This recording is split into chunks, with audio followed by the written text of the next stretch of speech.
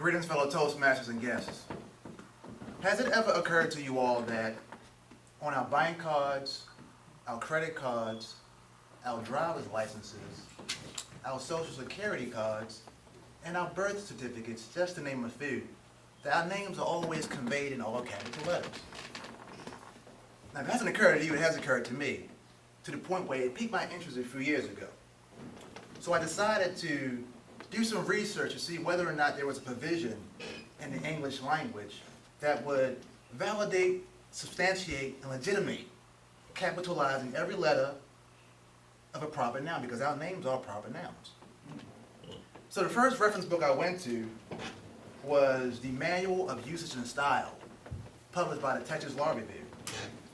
And in it had this to say, and I quote, "Always capitalize proper nouns," which is what our names are, independent of the context in which they are used. Say nothing about capitalizing every letter. So the second reference book I went to, because I wanted to be thorough in my research to come to a solid conclusion, I went to The Elements of Style, written by William Strunk and E.B. White. A well-recognized book, by the way. And on page 94, it stated that, again, regarding proper nouns, it states a name of a particular person, place, or thing. Proper nouns should always be capitalized. Again, nothing about capitalizing every letter. So I researched further. I went to the book entitled The American Heritage Book of English Usage. And it had this to say regarding proper nouns, and I quote, "To give a message special emphasis, an emailer may write entirely in all capital letters. A device email is often referred to as screaming."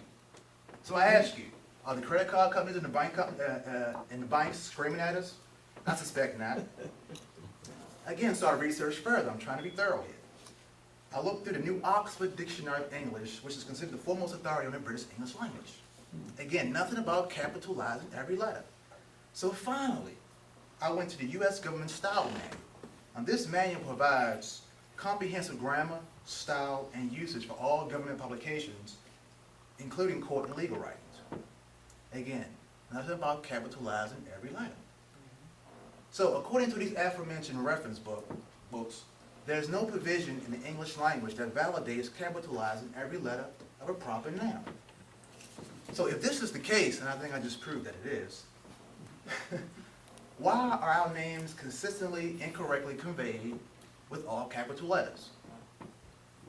It wasn't until I came across a DVD entitled Overstanding, not Understanding, but Overstanding the Esoteric Secrets of Commerce and Money, that it all began to make sense.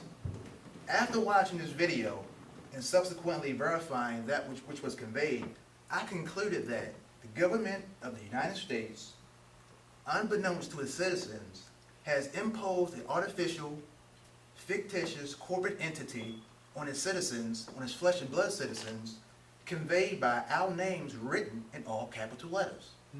In other words, it's a legal fiction. Oxymoronic, I know. So what is a legal fiction? I'm glad you asked. In Merriam-Webster's Dictionary of Law, it states that, and I quote, "A legal fiction is defined as something assumed in law to be fact, irrespective of the truth or accuracy of that assumption." Let me restate that. Legal fiction is defined in Merriam-Webster's Dictionary of Law as something assumed in law to be fact, irrespective of the truth or accuracy of that assumption. I'll let that marinate for a minute. So what does this mean? Or how did this come about, actually? Or why was this done? In 1933, President Roosevelt formally declared that America was bankrupt. Now, I say formally because essentially America has been bankrupt ever since the aftermath of the Civil War. Additionally, Roosevelt said that the United States government was defaulting on its promise to back dollars with physical gold. Now, if you recall, or if you have read history, prior to 1933, all money was backed by physical gold. You could actually take your money to the bank and exchange it for physical gold. In addition to him stating that the United States government was defaulting on its promise to back dollars with gold, he issued an executive order demanding the public to relinquish their privately held gold. And subsequently, House Joint Resolution 192, a joint resolution to suspend the gold standard, was passed by Congress. So now, even though bankruptcy was declared, America has been able to continue operations under a newly created form of government.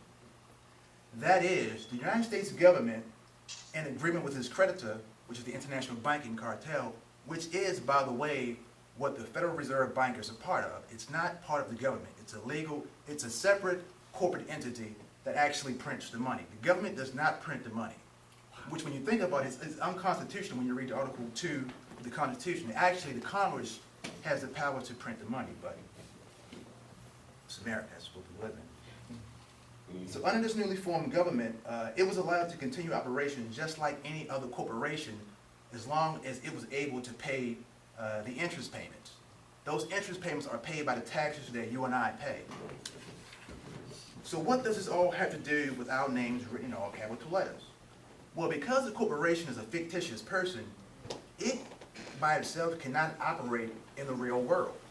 So in order for the government, which is now a corporation, conveyed by the United States of America, written in all capital letters, in order for it to provide services and goods for its citizens, it imposed this legal fictitious corporate entity on its citizens via the birth certificate.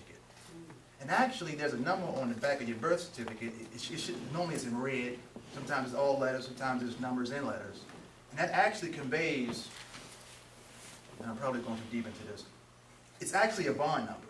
It's actually, our birth certificates are traded on the stock market just like regular securities are. So in other words, each person who has a birth certificate, and I'm sure we all do here, you are responsible for approximately $1 million of the debt that America has incurred throughout the years.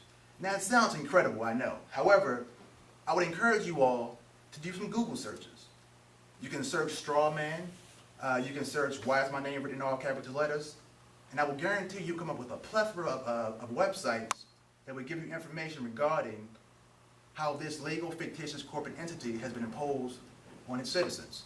So what's the takeaway? One, there's no provision in the English language for our names to be written in all capital letters. Two, it symbolizes a legal fictitious corporate entity. And three, America today as it stands is no longer a sovereign country, it's a corporation. This is Toastmasters.